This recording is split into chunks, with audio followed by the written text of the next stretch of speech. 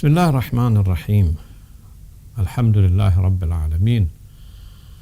Allahumma salli ala Muhammad wa ali Muhammad. Assalamualaikum warahmatullahi wabarakatuh. Seringkali muncul pertanyaan seperti berikut. Orang ingin mandi janabah. Misalnya badannya kotor, atau mungkin ada sebagian mani yang melekat di kakinya atau tangannya atau pahanya, ya.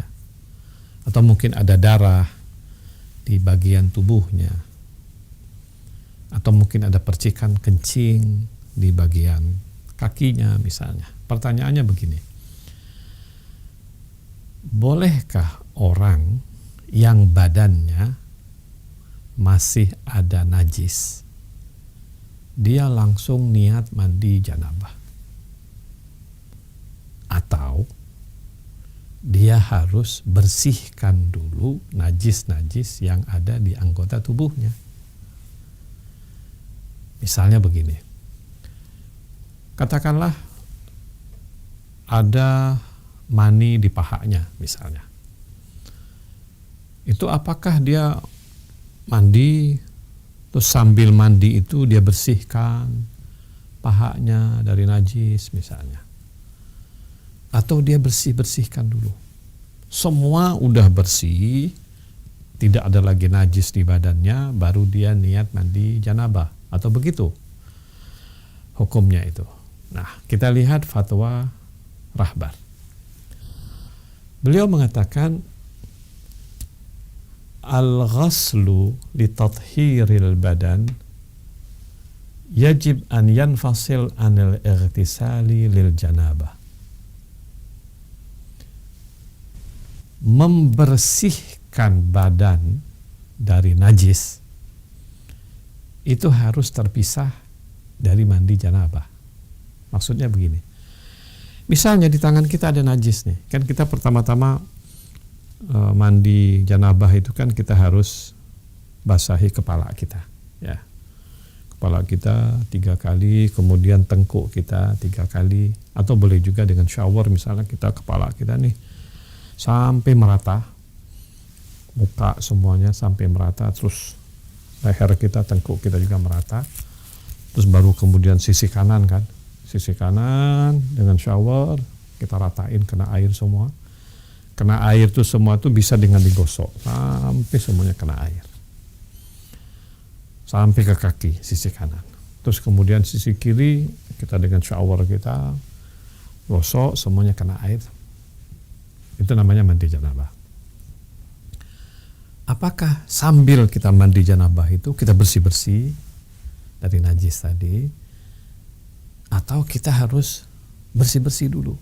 Nah, fatwa Rahbar mengatakan wajib membersihkan badan dahulu dari najis, baru kemudian kita mandi janabah.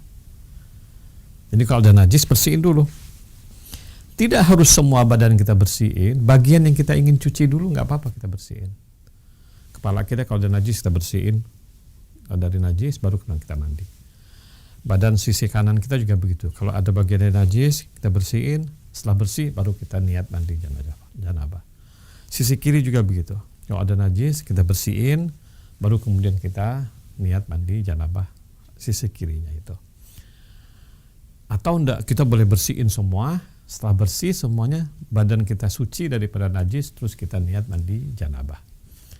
Jadi fatwa Rahbar mengatakan al-ghuslu li tathhiril badan yajib an yanfasil anil ightisali lil janabah. Membersihkan badan, mensucikan badan itu wajib terpisah dari mandi janabah. Walakin la yajib tathhir kullil badan qabla syuru' bil ghusl.